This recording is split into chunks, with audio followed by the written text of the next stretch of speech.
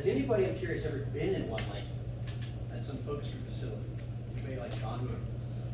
Looking out, there's a lot of focus group facilities in town, sometimes they need teenagers opinions, so you can get invited. So, all right, so focus group 101. So that's kind of what a focus group really looks like. I don't know how you're gonna do it, and I'll walk you through typically how it's set up, but like this size table is usually perfect. So somebody sitting down there would be kind of, I'll talk about all this, the moderator, everybody else are the participants. So you kind of, organizing the focus group is really important how you set it up, so I'll talk about that in a second. But what is a focus group? Actually, before I do that, what is a focus group? You tell me. How would you describe what a focus group is? Yeah. It's a way to get a group of people to communicate, to like progress ideas or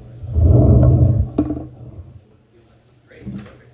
it's a way to get your like user or like ordinary customers or like potential customers talking. Yep. Where you can gather insight and data by just having them speak instead of you just asking Yeah, questions. yeah.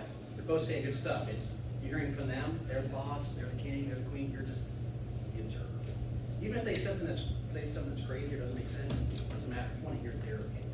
And getting those insights to progress the conversation, that's a very big say too. What else? Anything else? Anything that's not? How is it different than, I know you do other kind of research, like other things besides focus groups. What is it not doing? Somebody on this side of the Yeah, come on, girls. right here. Like what a focus group is not doing? Yeah, that's a weird question, but I'll show They you. should be able to handle that based on what we talked Is it about. like less like structure? Yeah, that's great. Yeah, exactly. It's unstructured. It's conversation, just like I'm doing. Like I'm not reading from the script. I didn't say, "Tell me now, what is a focus group?" You know. So exactly. What else? Yeah. And so the focus group's not like the person like the note taker or the person who's gathering insight from this is not like taking lead. They're not what they're not is like they're not dominating the conversation. They're just setting back and listening. They're going to listen a lot more than they're going to talk. They're going to throw out questions. I'll run behind all that. Exactly. All right. So a focus group typically, and you guys kind of said this. You said it exactly. Just understand what people think and why. Right. That why is real important. Super important to get to that. You don't need a lot of people. Like if this was a focus group, this would not be a good focus group with so many people. I'm like, what do you think? What do you think? What do you think? What do you think? It's about going in depth. Like, what do you think? Tell me more about that. Well, tell me more. Do you agree? Not agree? So it's trying to get a conversation. So 6 to 8 people, to me 6 people is a sweet spot. If you have 20 people, 15 people, it's kind of like a horse race. It's kind of trying to hear from everybody. It's hard to do. Like you said, you want to progress a conversation and go deeper. All right. So you're sitting around a table. We do a lot of them ever since COVID. Probably, I never did any focus group virtually. Now I probably do 75% of my groups virtually. Whoa. Unless you have to touch something, feel something, eat something, or you have to be in person, or sometimes you see a lot more emotions behind people's answers when you're in person versus on a screen. But just from a travel standpoint, sometimes my industry has shifted, like I said, more often to Zoom kind of groups than in person. But in-person groups, when we do them, my clients are always like, oh, I forgot how great it is to be in person. Because there's lots of discussion that we have behind what's called the one-way mirror. After the focus group, we talk about what we learned, and all these things you have. We have that going on in the back room. I'll tell you what I mean by the back room. So anyway, in person versus virtual, and it sounds kind of silly. We're talking about a topic, right? We're talking about what in your case it's Furman summer program, right?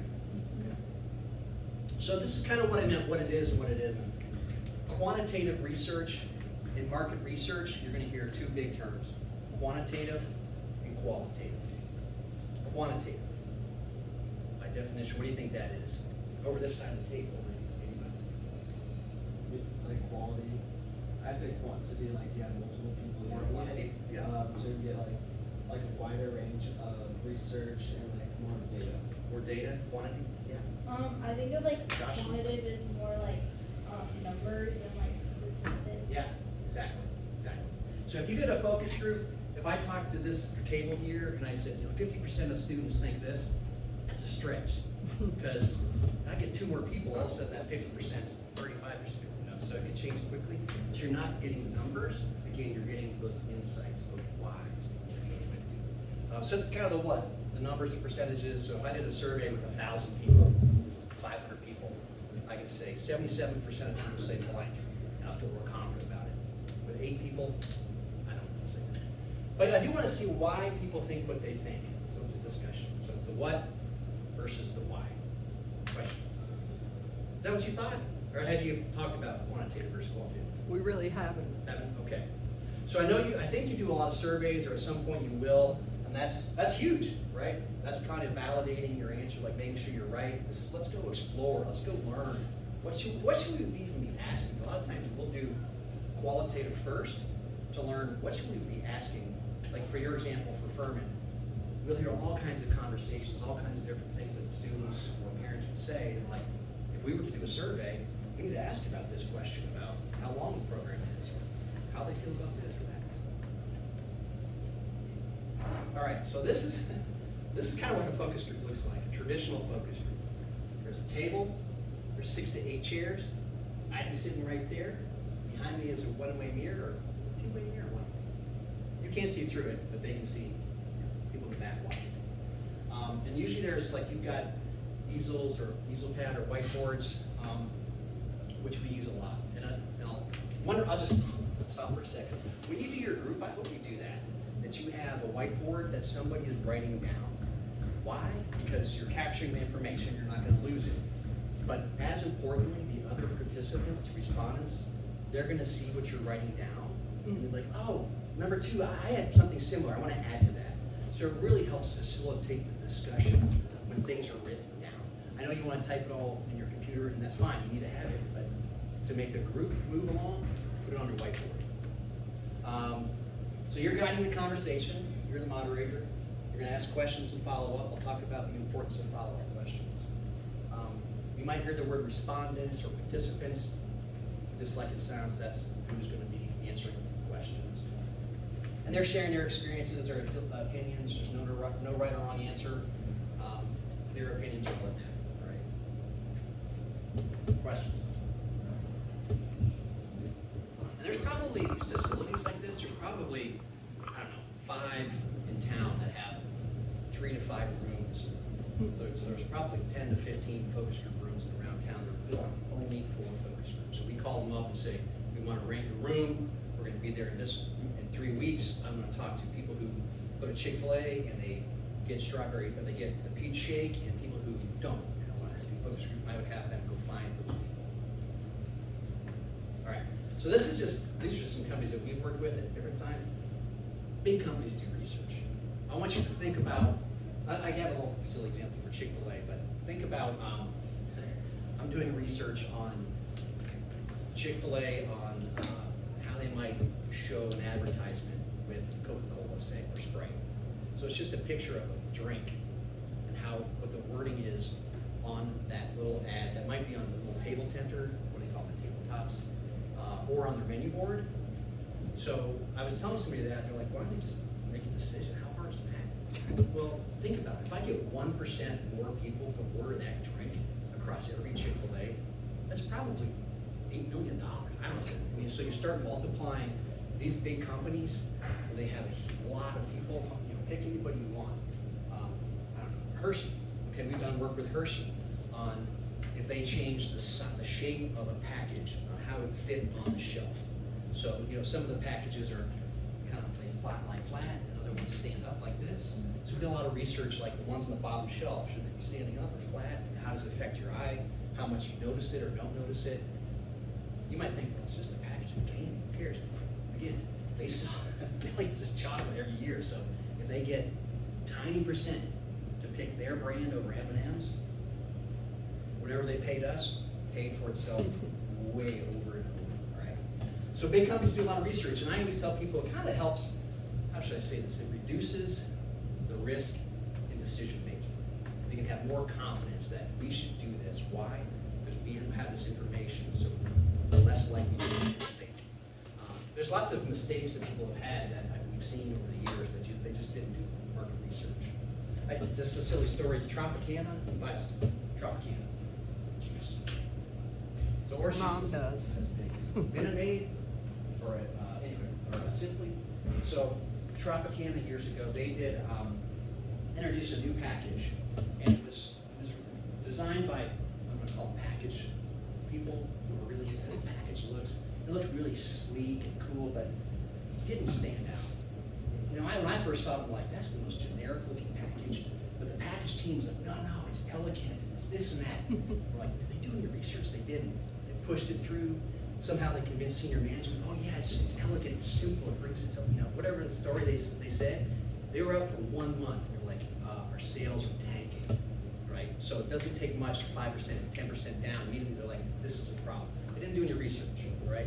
So you can reduce the chance of making a mistake. Scott, I was just wondering if you could explain to them why a company would hire you to do this instead of doing it in-house themselves. Yeah, that's a great question.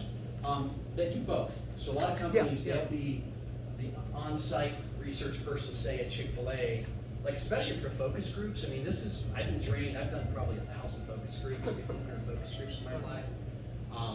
So they haven't. So learning how to manage a group, learning how to do it quickly, make people feel really comfortable. So they might hire me to say, go learn about, like I just did something for Chick-fil-A on, like a new thing for catering, a package that might have all these different prototypes. So they develop prototypes, and then I just talk to people. So it's kind of a joint thing. It's like we work together. So I have a role, they have a role. Even writing surveys, there's some clients that we're just gonna do it ourselves, but they're busy. So Right. their role is often, let's take, what did we really learn? Let me go to very high level learning. We're more like, let's go get the information. That's me. Is there risk of bias if, say, people are going to Coca-Cola to do a taste test on other? Yeah, there is. And it's funny, it's a trade-off because I've seen more and more companies do more internally. And I've also seen them say, Mhm. yeah, this looked really good when we did it. Like, yeah, because you brought in all the people who love Chick-fil-A to Chick-fil-A. Yeah. So again, it's a trade-off between they save maybe some money versus was it right? So, Right. good. All right, real quick, discussion guide. Heard that term? That's one of the industry terms. Probably called an interview guide or an interview question or something. So a discussion guide, I kind of like that name a lot better than interview because discussion implies we're going to talk. I'm not going to say, tell me this question, answer this question, all right? Next question. I'm going to have a conversation. I'm going to pull you in, we're going to all build on ourselves with the conversation. So a discussion guide. But you go into it, and I'll show you an example of a list of different questions. You do it before the group, so you work together. What are we going to ask? What's the order? Helps you stay organized. So once you do a group discussion or a focus group, so you're not going all over the place. There's one tricky thing in a focus group. Somebody can bring up some idea. Like let's say at Furman, your conversation, somebody says, I don't know, brings up something about Chick-fil-A's or lunch or something that's totally random. You're not going to want to go down that path. You're like, oh, interesting. Okay, back to this. So keep it organized. You don't need to read it word for word. It's just to help you with what you're roughly going to be talking about. So we'll talk about if people are adding new information, keep going deeper and deeper. Right? Go deep and keep the program moving. All right? Any questions on any of that? I'm gonna send you the slides. All right. What an eyesore. So this was an old focus group I did on, do you remember, they closed, Cinna Bistro? Some of my stuff is real confidential, so that's why I Oh, yeah. stuff that. They can what sign an can I share? NDA. So Cinna Bistro was a movie dined-in theater. It was like really high-end. So this was like, there was another page, I think, for this. So it's kind of overall, we did introductions. In the introduction, you're welcome. You might ask what I call a softball question, like, how often do you go to the movies? What'd you see last? I mean, I don't care what their answer is, but I want them to say something out loud in front of the group so they feel like, oh yeah, I can talk in front of this group. This is a welcoming environment. And then we get into, have you ever been to a dining theater? What are all of the dining theaters you can think of? And one thing with discussion guys, you often start pretty broad, pretty high level questions. And you're getting narrow, it's almost like a funnel. You're getting narrower and narrower as you go, right? You wouldn't want to start, like your Furman group, you wouldn't want to start in, all right, how much should a summer program cost? What do you mean by a summer program? How long is it? What's it do? I mean, there's so many questions before that you need to narrow down. So anyway, that's just an example. We don't need to look at this, but a lot of detailed questions.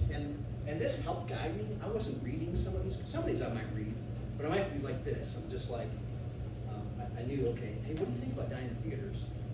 What makes a good dining theater? I can just remember half this stuff, right? But it's down here for reference if I kind of forget. So, okay. So I know it's natural not to follow up with a bunch of questions. You want to ask a question and move on, right? But you miss the real why. So the goal is to ask follow-up questions without it being weird. You kept saying, well, why? Tell me more. Well, how come? Why? It's like, back off now, right? So, but I asked a few follow-ups when it makes sense. Let's do a quick practice, all right? What's your favorite restaurant? Somebody over here. Fast food. Village okay. Great. All right, so I'm going to go to the owner of Village and say, hey, you're one of the favorite restaurants. So how come? Oh, I didn't ask why. Why Village Their burgers are really good, and I like the outside patio seating they have. Good. Good. Broad answer. Yeah. All right. So I go back to the CEO. Their burgers are really good. Really, what makes them good? Oh, I didn't ask why. And the outside seating is good. Oh, that's helpful. What is working with the outside seating? Oh, okay. All right. So the burger's really good. What makes it a good burger? You're on the spot. And which burger? They have like three. Which burger? Yeah. It's like I just get cheese and lettuce on it, and I think the seasoning is good on the burger. All right, so we're starting to get some it's about the toppings, the seasoning, and you can start thinking, okay, how's that different from the seasoning, toppings, and where else? And I can do the same thing with the outdoor. What about the outdoor? Well, I've got plenty of room for my friends. We can come and go. We can come in this interest. You know, I can really keep follow up and follow up and follow up. When needed, again, there's times you don't need to follow up and follow up. Incidentally, Village Burger is one of our clients, and we do briefs with them, so you might get to do a brief Yeah, with your great. favorite, and we'll have to go there and eat, so. Yeah, that's great. Yeah, oh yeah, we go there and they beat us. That's what's fun when you have a client like that. Yeah. I always do this with my clients. I go buy their stuff. I use it. Mhm. It really helps you think about Yep. any research you can do. So you're gonna make things conversation as a moderator. When you're doing a group. Make people feel comfortable. You're gonna ask easy questions first. You're gonna listen more than you talk, like we said. Their opinion's right. So if somebody's like, why do you like Village Burger? Well, I just love their chicken sandwiches and their, something like, really, that's what and I love their bathroom, they're great. Whatever they might say, you might be like, okay, that's not my opinion, but it doesn't matter my opinion, right? You want to hear their opinion. And encourage sometimes when you're doing these, so if somebody says something, hey, good answer, oh, okay, good feedback. You know, people appreciate just that little acknowledgement, right? So there's giving you their opinion, and you're learning, so yeah, that's good feedback, thank you. So just throw that out sometime. All right. All right, we'll practice. Let's see, what can we do for, want to do affirming? Let's do this. Somebody asked me, what's my favorite soft drink? Somebody asked me. What's your favorite soft drink? I love cherry Coke. Good. Why cherry Coke? Well, it just has unique flavors. Like it's a different combination that I'm not used to. What are those unique flavors that you taste? Ooh, good. It's kind of like a spicy, a hint of like vanilla or something. It's like a weird combination I don't find anywhere else. How does it like differ from like other drinks? Like other companies have some version of it. Yeah, other stuff is more like a go-to, but cherry Coke is it's more like a special occasion. It's kind of like have fun and all that. Have a different time. So you see, we've started to get from he likes cherry Coke to it tastes good to wow, there's a whole thing with other people and social times and it's unique versus every other soft drink. So again, that's just from why. So here's examples. You can do this for anything. I've done research with healthcare doctors where I don't know anything about that industry. We're starting to do a lot of veterinarian. Okay, Mike, Interesting. What's that? Yeah, you're yeah, good. okay. Veterinarians. I did years ago like cybersecurity. I went to a cybersecurity conference, and my client wanted to do a focus group with these cybersecurity experts. I know zero about cybersecurity. I could pull it off because of all this stuff. So they gave me they told me kind of what they wanted to learn. They would give an answer. I'm like, oh, that's interesting. Tell me more about that. I have no idea what they just said, but tell me more about that. But my clients, they understood the real technical details. So you can still, usually I kind of know what I'm talking about, but there's something that's real technical, or like veterinarians, we're doing some work with veterinarians, and why they pick certain vaccines for cats or dogs, why they pick one brand over another. I've actually learned a lot, but by just following me up, like, well, tell me how is that different than something else? Well, why do you say that? Okay, what do you mean by that? Again, they're gonna fill in the blanks for me, just by the real broad, open-ended, why do you feel that way? Why do you feel like I should have cherry coke with my friends, not on my own? So this is an eyesore, but it's kind of what we just did with cherry coke. I just said, and again, you're not gonna go this many probing extra questions every time. But sometimes you might. This just gives you an example of what's your favorite restaurant. Chick-fil-A. How come? I love your sandwiches. What do you love about your sandwiches? I think they're really healthy. They taste just right. Well, what makes it healthy? Well, they have extra toppings like lettuce and tomato. I feel like I'm getting my vegetables. Well, how does that affect how often you go? Well, you know what? I feel like they're a better choice than other places. I feel like they actually care about me. And we've got pretty in depth from I like Chick-fil-A to Chick-fil-A cares about me as a person. That's a huge change from a simple answer to kind of a real understanding. So if Chick-fil-A, and they've done this really well, talking about how they care about you, you're meaningful. We care about you as a customer. When I go to Wendy's, I don't feel like they care about me. I like their burgers, but I don't feel like, wow, they really care about me, right? So they really learned how to turn that into a whole brand. Make sense? All right, so this kind of getting redundant, but bad, just question, get an answer.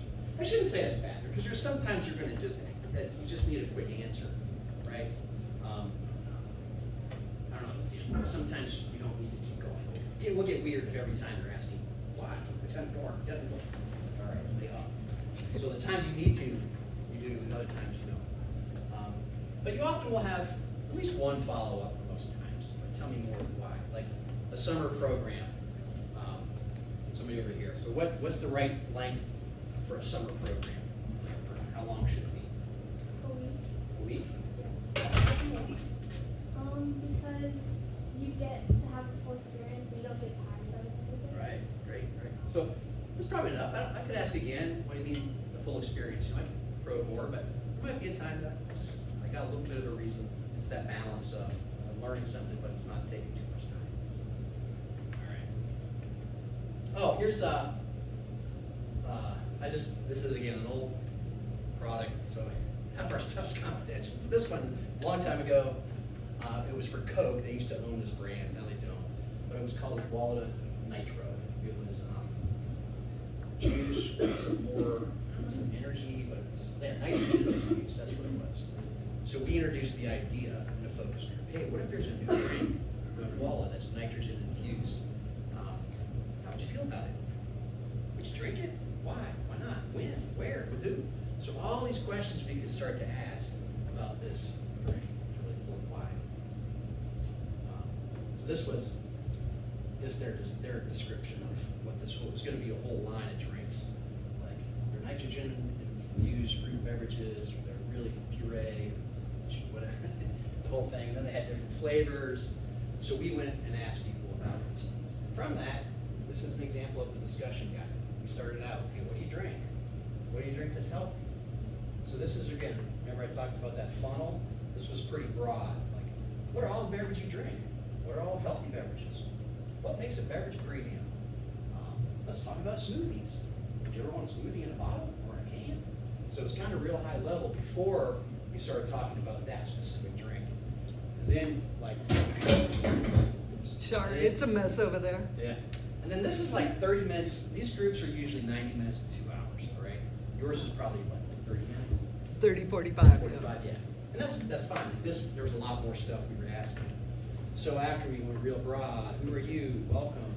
Tell me about any drinks overall. And then, hey, here's this new idea. What do you think of this new idea? What makes it work? Not work? Would you buy it? When? All this stuff that you talked about. If you would buy this, when? Which occasions?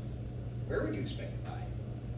What would be the best ideas about the health? It's more of an indulgent treat. So all these things. Then we introduced, here's a specific flavor. So again, we start real broad, smoothies overall, healthy stuff, this idea overall, these 2 flavors overall, the type of package it's in.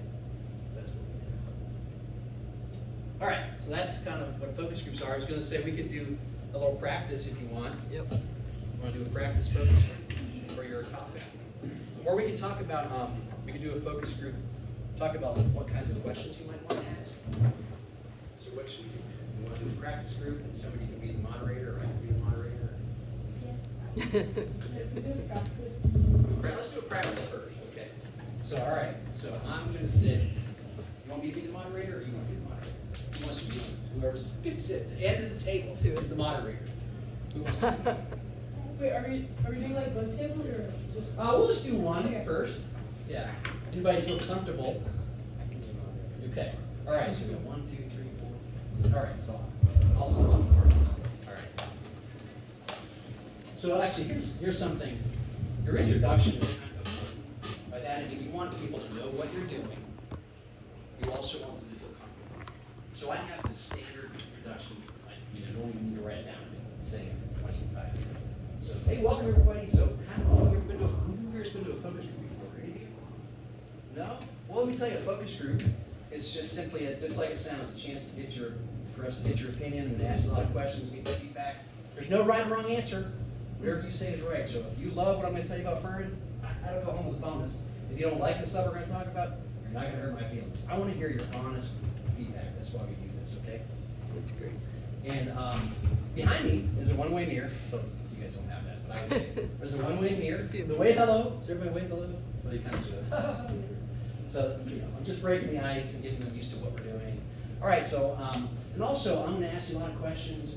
And I've got some things written down here. So if I'm looking at my notes when I'm talking, don't be offended. I'm just trying to keep us in the schedule. But we should be fine on time. So also we do video. You see the recorder there. We are going to record that. Just saves me from having to take notes the whole time that we're talking. That's basically my intro. My clients are always like, now you're going to say this, and then you're going to say that. They kind of kid me because I say the same thing all warm. But it just lays the groundwork for the respondents. Like, okay, they understand we're going to do a focus group. They've kind of been disarmed. Like, hey, whatever you say is right. I just want to hear from you. Right? People appreciate that setup. So, all right. What should we talk about? Okay, now we're not doing the group. Now let's talk about what we should ask. What should we ask to start? Because yours is about the tipping point on the pricing, right? This is for anybody. What would be? So we've done our introduction. I guess first thing, well, let's go around the room before we get started. Let me just find out who you are. Let's pretend you're all parents. So tell me your name, if you're working, the kind of work you do, and what grade your parents going to be from Mount Vernon? Yes. And what grade your child is in Mount Vernon? So you go around. I'll start. All right. It's pretty dingy outside, but you know, that just means it's a good time to get some focusing. So, yes, my name is Mr. Giles. Very nice to meet you all. My little child is an 8th grader here, and I'm very concerned about how they're learning at Mount Vernon. And I was also very involved in the ID program, and so I was thinking that we could talk a lot about this price point around to determine. Wait, how'd you know we're doing price points? Did you read my guide ahead of time? But that's right. So it's a quick introduction. It's just, somebody else, and you. Yeah. Well, hello. What grade is your child in? He's in 9th grade. 9th grade. Yeah. He likes to go to camp. Likes to have fun. All right. Well, we're going to talk about that. Great to hear. You're in the right place. All right. So, you kind of just, what your answers are, just kind of want to get to know them. It's more for them to feel comfortable. Who are you? Who are you here? Not why you're here, but who you. So it's just, it also gets them talking in front of a group. As soon as you say something out loud in front of a group, you're a little more comfortable the first time you do it. So, all right. So then, what should our first topic be? Remember I said the funnel? Do your kids go to camp? Great. Let's talk camp at a real high level. So, moderator, ask, So, my kid's been in camp a few times. It was about a week long. He enjoyed the experience a lot. But towards the end of it, he got tired of seeing the same people over and doing the same activities. all right. So, let's go around the circle, see what Now, actually, let me stop you for just a second. So you're pretending to be the moderator. So as the moderator, you said a few things like, my kid went to camp, he liked this, he didn't like this. So you're kind of like giving them some answers. I know we're kind of playing around, but if you're the moderator, you're just gonna be like, hey, what do you think of summer camps? They should not know my opinion. By the end, if maybe when they're walking out the door, they're like, hey, your kids go to summer camp. But for now, I'm like, hey, what do you mean, when I say summer camp, what do you think about? Right, so it could be real broad. So let's do that. Let's start real broad, because you said talk summer camps overall, which is perfect. So now I'll be the moderator. So when you hear about a summer camp, what do you think about as it pertains to like colleges? I think of like sleepaway camp, and you do specific activities each day, and it's out of Georgia, it's in North Carolina, and you're with your friends and you stay in cabins. Okay, sure, good. Others, I think about summer camp. Community and building friendships. Yeah. Meeting. Yeah, okay. And then what, if we had to have a little list of what makes a summer camp a great summer camp, what would that be? And I'd come over here and you guys, somebody should write it down. So now you're capturing the information, they're seeing it, and you said community, somebody would have that community on there, and somebody else said, you know what, that's really important. My son met this friend last year, blah, blah, blah. You know, so it helps get the conversation going. But capture what they say at times. And also, it kind of mixes up the dynamic of a room. Like me just standing here is different than if I were there, if I were sitting here. It just changes the energy of the room. So it's good to move around a little bit without it being weird. But putting stuff up there, you control where everybody's looking, you control what they're focused on. Right? So, good. So now we have a list. I would think your discussion guide would be, what's a summer camp? And you got to put it in the right context of a school. It's not, well, you can start pretty broad, if they talk about more fun camps versus, okay, now a camp tied to a university, what's different about that? Okay, let's see. So you said earlier in your introduction that camps are about 1 week long. When you think of a camp, like say Furman, maybe you introduce Furman at this point. Let's say a school at Furman, Georgia Tech or Georgia, they don't necessarily need to know it's Furman yet. They just need to know university is doing some kind of camp that does something. I don't know enough about their camp, but okay, what makes a good, if a university sponsored a camp, what would make a good university camp for us? Like giving the college feel, like being indoors, Great. having that opportunity of like what being in college is almost like. Great, perfect. So it'd be like initial college experience. So if you chart, you don't have to chart out everything, but things like that. What else would make a good college summer experience for somebody? Where you have 1 week free. Like educational opportunities, like being able to like grow in certain skills. Great. Tell me more. What kind of educational? Like, I went to this camp one time, and it was in the UK, and I did a class on criminal justice. Great. So maybe some international flair, that's part of it, but also very specific that applies to college, right? So it's just great example. So, and I just did a little probe. Sometimes you need to probe here, sometimes you don't. So again, you're creating a list of what's a good summer camp. And I'll tell you why, let me just stop for a second. Why would it be good to know what makes a good summer camp? For your question is tipping point of price. Tie those two together. Here's what makes a camp good, here's the price. Why do those go together? Because if we think about like what we need at a summer camp, we can think about the prices of each of those like specific things. Right. When they're like experience, like if they like really enjoy it, like they're going to, like parents are going to feel like, oh, they're not going to be like concerned about the price. But if they're like, it's like mediocre, there's like better camps out there, they're gonna be like, I can send you to a better camp for cheaper, and like they will have more concern about the price if it's like more mediocre. Mhm. But if it's like a really good camp, they're less worried about the price. Yeah. So you're gonna start to get things that are gonna influence how they feel about that price. So it's not your direct question, but by the end, if you can go to Furman and say, look, here's the tipping point, no, by the way, here's how to make people more accepting of that price, or make that tipping point higher. I feel like my kid's getting certification of some kind. They're doing things that no other school does. They're gonna get a recommendation letter. You're gonna hear all that kind of stuff. That's what brings value to the camp. By value, I mean it's worth it to pay this amount, all right? So then you start to talk about price. So eventually you're gonna get into what should we tell them the price and see what they think? I would say like, what would you want to spend on camp ideally? Perfect, something like that. don't tell them the price. I don't know how much it is, 4,000, 10,000, whatever it is. You want to be like, what do you think something like this should cost? And here's what we didn't talk about. Give everybody some paper. Give everybody some paper and have them write down their answer. Because that's one where you're going to have answers all over the map. It's $1,000. It's $25,000. So if you thought it was 1,000 and you said 25, or let's say you thought 25 and you said it out loud and you thought 1,000, by the time it gets to you, you're going to be like, I'm not going to say 1,000. I'm going to look weird. Oh, it's 10,000. You're going to change it. So get them to commit to their answer, for especially pricing and stuff. So have them write down their answer, and you could also, and then again, this changes the group dynamic. Let's go around the room. Everybody tell me your price. It's kind of fun to do that because, oh, 10,000, 5,000, 25,000, 500, free. You know, you're going to have a range. So the audience or the participants will kind of like hearing how everybody answered in comparison. So then you could do, okay, how'd you come up with that price?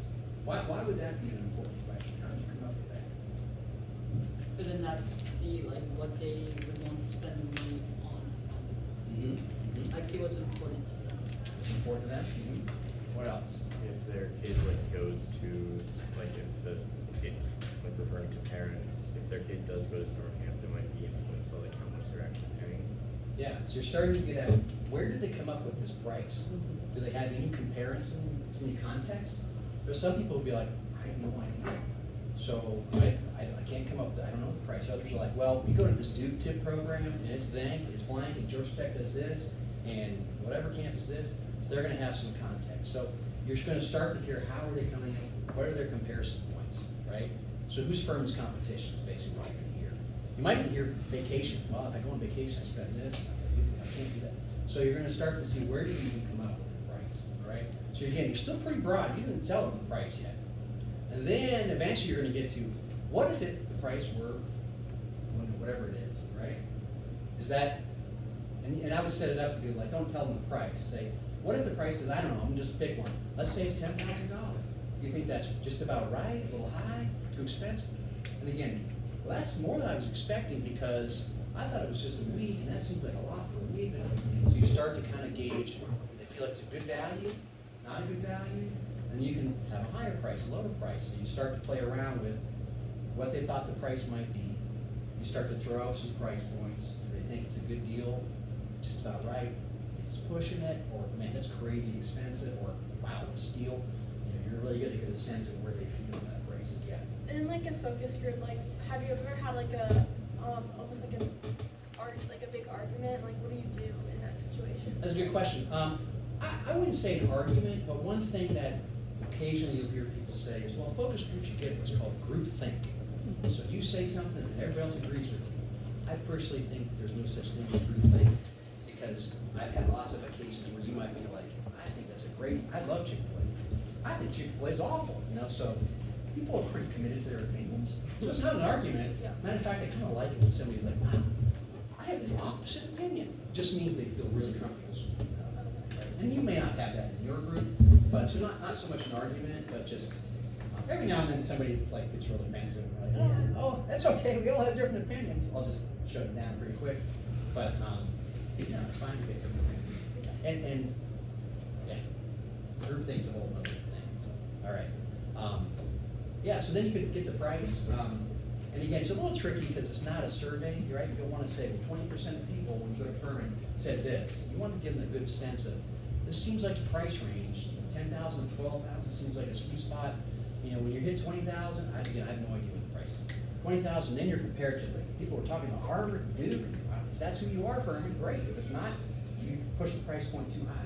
And if it's $1,000, people are questioning the value. Why would I pay $1,000? Can't be that good, right? I had a client one time that he asked me the price of a project. I was working at Walmart. I was at Walmart's headquarters. And I hadn't done too much with them yet. And there was some kind of project. He's like, hey, how much would something like this cost? I was like, I don't know, like 30 or 40,000. He's like, man, if that wasn't 50,000, I think it's garbage. It's 50,000, you know. So sometimes people have a perception of how much a price might be, right? So you're going to hear what do they think is a good quality summer program, what's not. And I haven't even talked about how long it is and what they're doing. That might be part of what you want to get into too. So.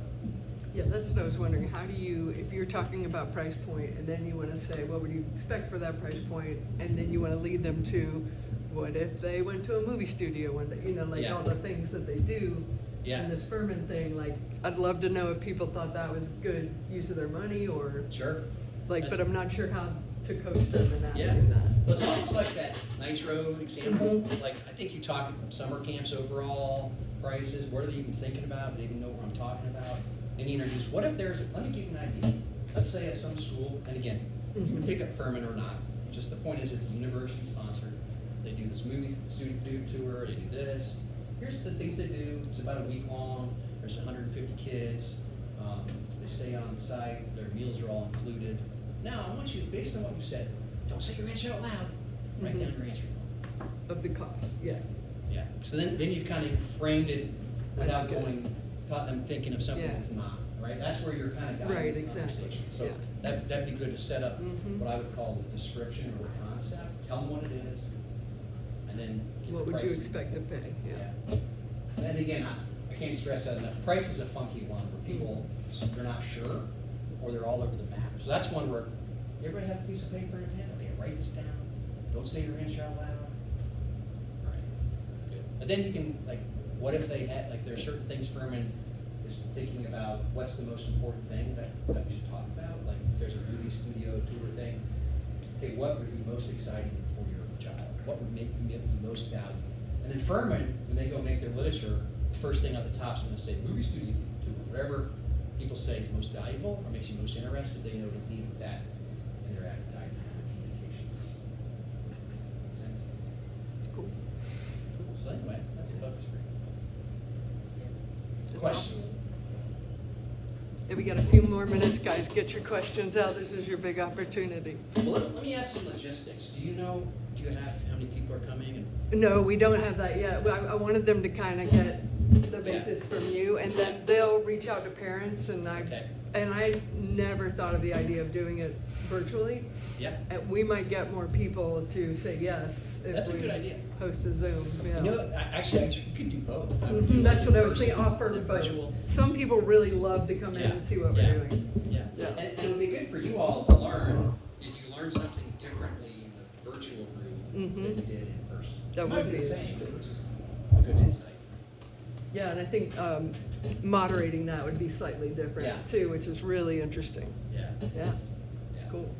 I know you guys have questions. Ask at least 3, or Yeah. you can't go to your next class. Like, what's it like? How do you like try to keep like everybody like calm like during it and like try not to have like ideas clash with each other? Yeah, well, a couple things, and then, I mean, sometimes they clash, and that's okay. You can just say, oh, that's interesting. You know, you had it totally different, it's not interesting, yet different, the same question, different. You can just kind of, but that's reality, right? You might love a certain movie that I don't, vice versa, you know, so you could just say, yeah, this is why we do that. Sometimes I'll say, this is exactly why we do this. Like, if Yeah. we do, like, give me a rating on how interested you are in this Furman program on a scale of 1 to 10. 1, 2, 10, 4, 10, 1, 9. Wow, I got raised from 1 to 10. This is why we do a focus group, right? And like if somebody said something like, what, that's crazy, you would just be like, that's why we do this. This is, Yeah. we want to find out the range of what everyone's thinking. And if you, this is kind of related, years ago, this is kind of a fun thing. We were doing brainstorming. We all had to take paper and get 3 balls wadded up. And if somebody said something and anybody put it down, you had to throw the paper out. Love I'm like, that. nope, brainstorming, every idea is a good idea. Yep. So, yeah. What if someone in like your focus group is very quiet? That's great. Great. So I sometimes, just like we're doing here, sometimes I'll call on people. Because some people are real comfortable, they raise their hand and talk. So you want to pull people in, like, hey, you know, I haven't heard from you. What do you think about that? So I can just ask you. That's perfect. You know, or especially if you say something and you see somebody, I see you nodding your head in agreement. How come? Tell me about that. You know, so it's an easy time to pull somebody in. That's huge. Like just that little insight, because then the person feels seen and they might want to say, and like, remember earlier when he said, I want to hear from one of the 3 of you? And you guys were like, oh. But that's a perfect way to do that too. Yeah, there's lots of ways. Really good. And the flip side of that is occasionally you're gonna have somebody who's like, okay, you don't answer this one. I heard from you already. Yeah. So just kind of, you can just be polite, and some people who talk a lot, they know that, I know I talk a lot, so that's fine, so it is important to try to get everybody. And some people will answer more than others, that's fine, but that's a good to call on certain people. Yeah, you can say, let me hear from someone I haven't heard from before, or something like that. That's a teacher trick. And then also, if we're like having a focus group with like kids our age, I know like me personally, I like to fidget a lot. But if you do like if someone isn't like kind of active or like they're like doing something else or like they're not present in a conversation, like It's almost the same as the person who's being quiet. Some people are quiet because they just don't speak up, that's just not as comfortable. But if somebody's kind of disengaged, not paying attention, occasionally I'll just call on them like, I know you're not looking, I'm calling on you now. You're gonna look like a fool, you know, so kind of like. Yeah, that's a So- teacher move, So, yeah. yeah, hey, what did you think about that? Oh, and I've had people say, what was the question again? Question, Yeah. in other words, pay attention.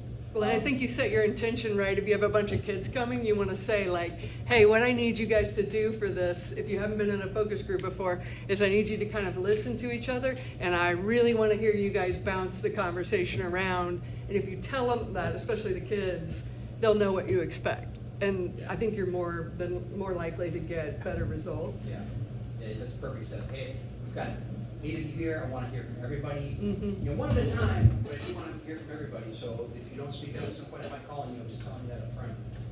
Yeah.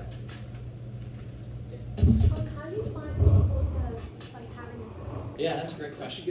So I kind of take that for granted, because in my industry, remember I showed you that room? Yeah. So those companies that have those rooms, they also have a database of people that they've Oh, recruited wow. over the years. I So see. what they have is the names of the people. What they don't have is who I need to talk to. So we've got focus groups coming up next week on car repair stuff. So I need people who went to certain, like Firestone or the dealer, certain types of repair shops for certain types of repairs. So I would write what's called a screening questionnaire to say, basically it's just questions like, do you have a car? Are you responsible for the maintenance? In the past 6 months, have you gone to get an oil change or new tires anywhere? No, I haven't. Okay, well, they don't qualify. You have, okay, where did you go to get new tires? Well, I went to this place, all right, that's who we need. Now get a mix of ages, education, background, so some demographic mix, but they have the starting big database of people. I give them the screening questionnaire, go find these people, and then we do the groups. It's a good question. That's a super interesting concept. I didn't realize the place that you do the focus group is not your place, Yeah, per se. yeah. Is it like a WeWork, or is it just No, it's like, specifically for focus groups? Specifically for focus That's groups, yeah. amazing. Yeah, I did not know that. Yeah. That's so Some cool. places might just have a couple rooms, but a big Right. focus group facility, they'll have like 5 focus group rooms. And so you just call them book it ahead Yes, of time. book it. Yeah. Sometimes I'm like, hey, I want this room, Yeah. bigger room, smaller room. That's really neat. Yeah. Did not know that. Do you pay your participants? Yeah, Mhm. that's funny. When I started my career, it was like $35 for 90 minutes. Now it's like, it depends on what it is, but it's somewhere between usually $100, $150 for, call it 90 minutes, maybe 2 hours. And if it's somebody who's really hard to find, like, I don't know, let's say we need to talk to principals at a elementary school. There's only so many. So once we get them, we're like, we don't want to lose them. And they're busy. And they're busy, it's gonna be $200, $250. Doctor, you know, same thing, or more, depending on the profession, what it is. And that's, just from a business standpoint, I might have a focus group facility, it's like, well, we pay them $175. I'm like, let's do 125, if you got an issue, you tell me, because that's coming out of our profit. I told you guys I did that one for air freshener, and I got each of my friends got $100, and so did I, and we were like, let's go out to eat. Yeah, it's kind of fun, I mean. It was super fun. It's fun. Yeah. I mean, think about the people participating. They're getting in, and they're the experts in listening to their opinion, right? And they're getting paid. I mean, it's like, this is great. It's rare I've never had somebody leave and be like, well, that was a waste of time. I'm like, that was fun. Do you ever do their age demographic? I've done like soft drink stuff Oh, with teenagers. I've done, in the past, I've done electronic music stuff with teenagers. I've done little kids. It's been a while. I bet that's funny. Toys. That's always fun. One of my first focus groups with little kids, I was like, all right, I want you to write down, you know, whatever I asked them, write down your answer for this question, for this toy. And a couple of kids started writing down. A couple of them kind of looked at me, I don't know how to write yet. I'm like, well, put a smiley face if you like it. Yeah, Or next draw. thing. Yep. That's great. One more question, I think we have time. When you write your guides, like say you do like we're doing like a budgeting one and you do like teachers and like or like parents or you do like parents and kids, should your guide be like different or can it be the same? That's a great question. I was thinking of that for your project, because they're pretty different audiences, right? Right. So the parents really know, they're the one with the purse strings, so to speak, they're the one spending. So the kids are gonna have less idea on what it costs. So I think for them, you have a lot of the same setup questions, but you're probably gonna focus on what would be really meaningful to you, what would make you really wanna go. right? Exactly, yeah. And then you translate that back to, okay, if the kids are gonna get this experience, the parents are gonna make more. And that's actually what, I don't know if it was your class, but Cooperman said to one of the classes last Wednesday, he said, when you talk to people, kids, find out what would really make students be like, I gotta do that, that's amazing. Yeah, you can get, I mean, you should, your little, however you communicate, your report, your write-up, you should have top 5 key things. Mhm. This is what parents want to hear. And you have a really targeted audience, which is nice, Yeah. because you know what your product is and who it's for. Yeah. And price is always a tough question. It is, yeah. You know, like, hey, what do you think of this? It's different for every family. Yeah. Yeah. And then also, should you always do surveys before your focus group? What'd you say, what was the question? Should you always do surveys before your focus group? We took the traditional process of qualitative, which is what focus group, versus quantitative, which is a survey. Mhm. Usually you do the qualitative first, because you figure out, let's say I was talking about one of those most important things, and people are saying, well, if I heard about the movie studio tour, if my kid got some certification, they got a recommendation letter, you go to the survey and say, all right, we learned what we should ask in the survey based on the quality. Yeah. So you can have a list of, hey, That's here's interesting. 20 things, pick up the top 3. That's super interesting. Yeah, there's been so many little nuggets that I don't think we even thought of, you guys and me. I learned a lot, so. Thank you so much Yeah. for coming. I know you're busy, and this was like insights that I don't know if we could have gotten another Awesome. way. So, Awesome. yeah. Good luck, it's fun.